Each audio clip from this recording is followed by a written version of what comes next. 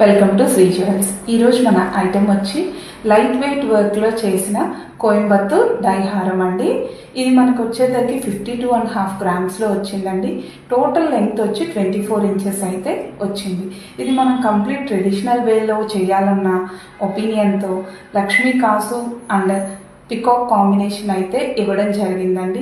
ఇది మనకి ఏంటంటే స్టోన్స్ వద్దు, మనకి కంప్లీట్ గోల్డ్ ఫినిష్లోనే కావాలి అనే వాళ్ళకైతే ఒక బెస్ట్ ఆప్షన్ అండి ఈ హారం అయితే.